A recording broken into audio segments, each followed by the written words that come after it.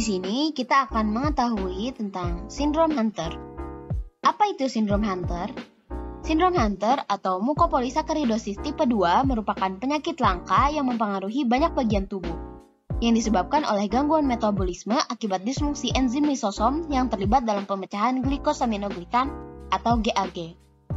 Kelainan genetik langka ini umumnya menyerang pada anak laki-laki, dikarenakan termasuk penyakit yang terpaut pada kromosom X. Sindrom Hunter mencegah pemecahan molekul gula yang tepat. Penumpukan molekul ini menyebabkan kerusakan pada jaringan dan organ, yang mempengaruhi perkembangan fisik dan mental anak. Sindrom Hunter terjadi karena adanya defisiensi dari enzim iduronat 2-sulfatase atau yang disebut I2S, akibat dari mutasi pada gen yang memproduksi enzim tersebut. Sindrom Hunter sendiri merupakan kelainan bawaan.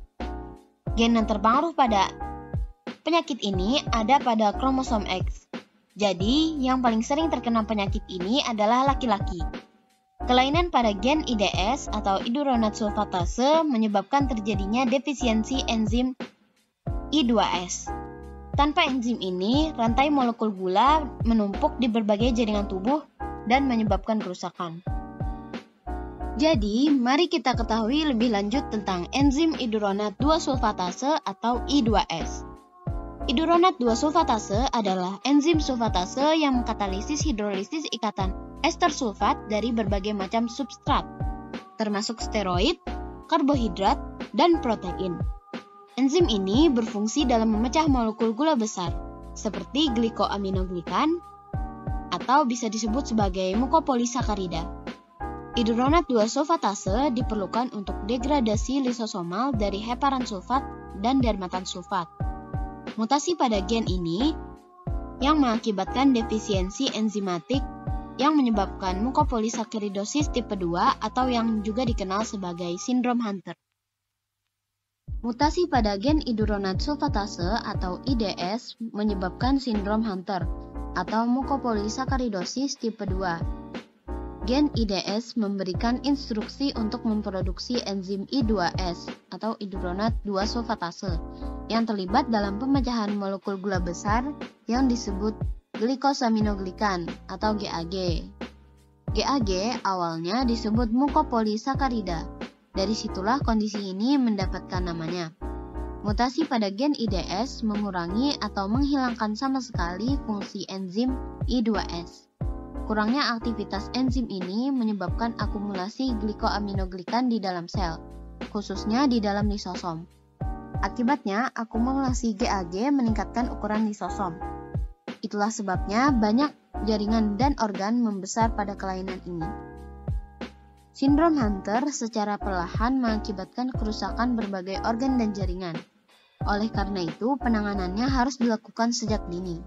Meskipun berjalan sangat lambat, kerusakan yang diakibatkan penyakit ini mempengaruhi penampilan, perkembangan mental, fungsi organ, hingga menimbulkan kecacatan fisik. Kerusakan sudah dimulai pada usia bayi, namun gejalanya belum terlihat. Berikut gejala dan ciri fisik dari sindrom Hunter. Saat lahir, individu dengan kelainan sindrom Hunter tidak menunjukkan ciri apapun dari kondisi tersebut. Namun, antara usia 2-4 tahun, mulai terlihat ciri kelainan sindrom Hunter, yaitu pipi yang besar dan lebih bulat, hidung nampak lebar, serta pembesaran lidah atau yang disebut dengan makroglossia. Banyak organ dan jaringan lainnya yang terpengaruh sindrom Hunter.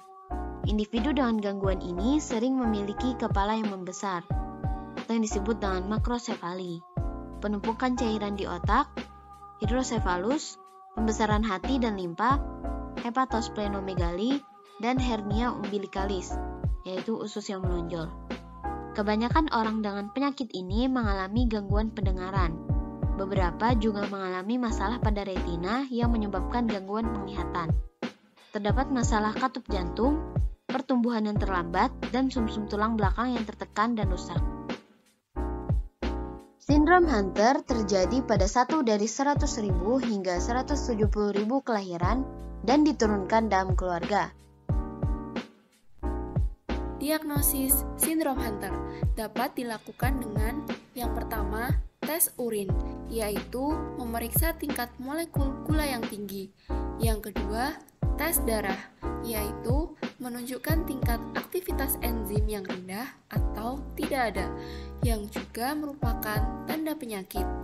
Dan yang ketiga adalah tes genetik, yaitu mengidentifikasi mutasi atau perubahan pada gen untuk mengkonfirmasi diagnosis. Sebelum melakukan tes diagnosis tersebut, dapat dilakukan pemeriksaan gejala dan ciri fisik terlebih dahulu. Diagnosis klinis sindrom Hunter pertama-tama membutuhkan riwayat medis dan keluarga pasien secara menyeluruh. Dokter anak cenderung menjadi dokter pertama yang menemukan pasien dengan sindrom Hunter. Dan ada sejumlah tanda dan gejala awal yang harus menimbulkan kecurigaan klinis. Analisis GAG pada urin. Dalam sebagian besar kasus sindrom Hunter, kadar total GAG dalam urin atau UGAG meningkat.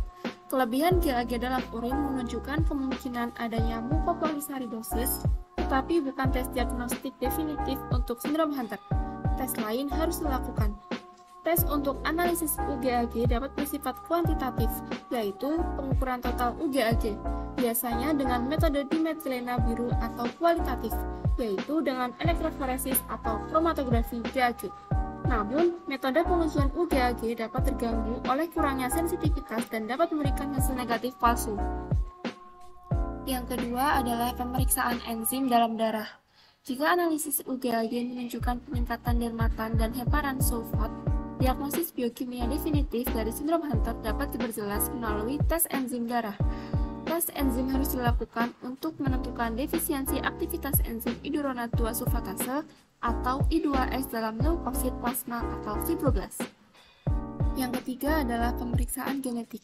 Meskipun biasanya tidak diperlukan untuk menegakkan diagnosis, pengujian genetik molekuler gen I2S mungkin berguna. Lebih dari 300 mutasi gen I2S telah dijelaskan.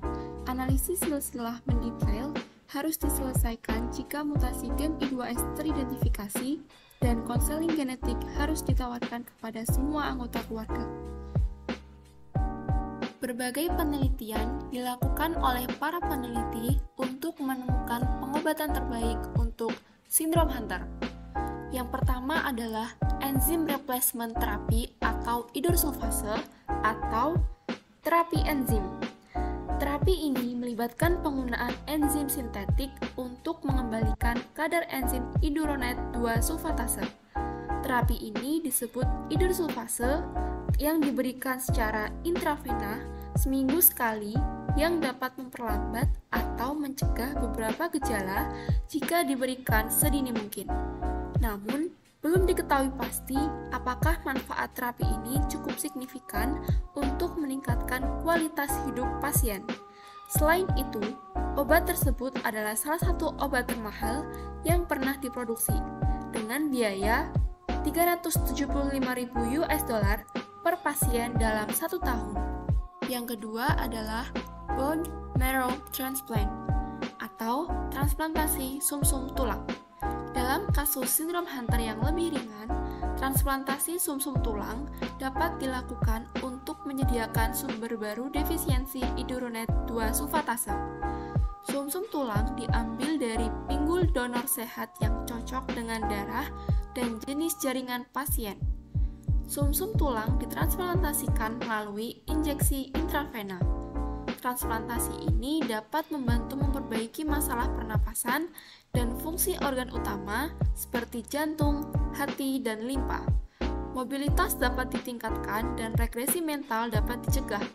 Namun, perawatan tersebut tidak memperbaiki masalah yang terkait dengan penglihatan atau tulang.